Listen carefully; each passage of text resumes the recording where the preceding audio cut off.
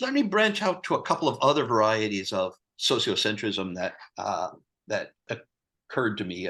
One of them is one you mentioned earlier, and that is anthropocentrism, right? Which is a variety of sociocentrism, and that is that the world is made for us humans. Other species are made for us. So what's to the good for the good of humanity is good, and that's a kind of standard, also very natural way of being sociocentric.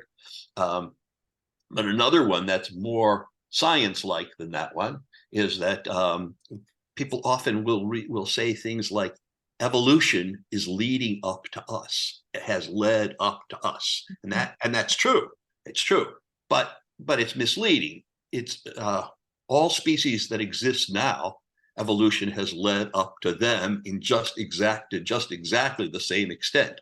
So it's true that evolution has led up to us is true just the way we could say evolution has led up to grasshoppers.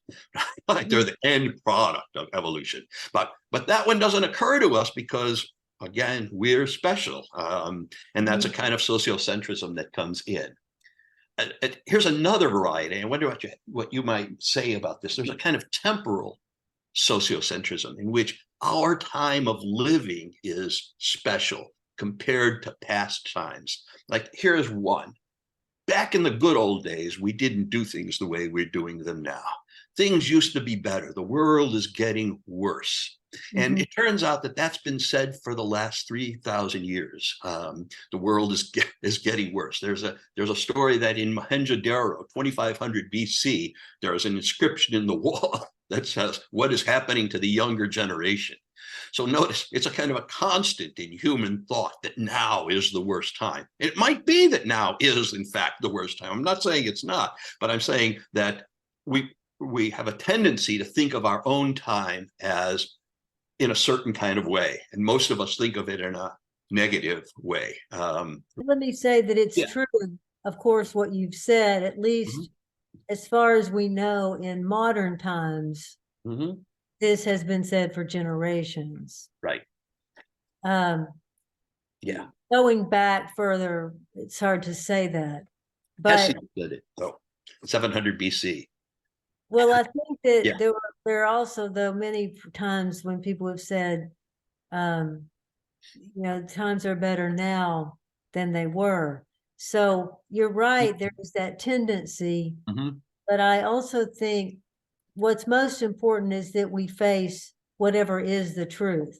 Indeed, yes. And the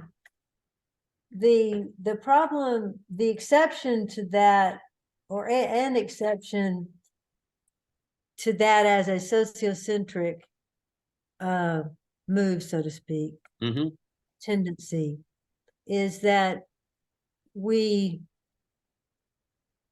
are living on a planet that is in danger, not healthy. Right. Indeed. Yeah. And it means our home unhealthy.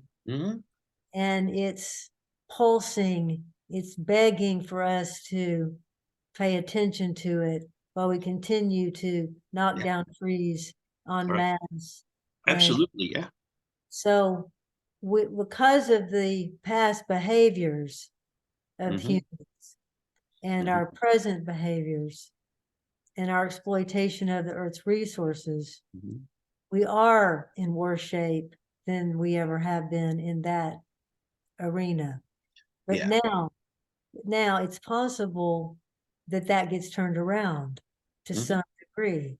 But we've lost ground permanently, it appears. Absolutely. Well, although the Earth is always changing, so there's nothing, so permanence is a relative term here. Right. But you get the point. Yeah. Well, so we would have to say, I think, in terms of asking, are things better or worse? I think the question is, well, in what context? And for any era, whether you said it 100 years ago or you're saying it now. If things are worse, how are they worse? If things are better, how are they better? Yeah.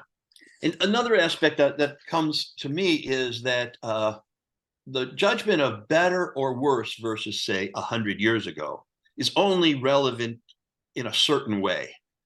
The really relevant thing is, how bad are things right now and what can we do to make things better, independent of whether it was better or worse 100 years ago. I might have to look for 100 years ago to conclude on factual data that things are in fact much worse than 100 years ago. I think we have plenty of evidence for that with climate change.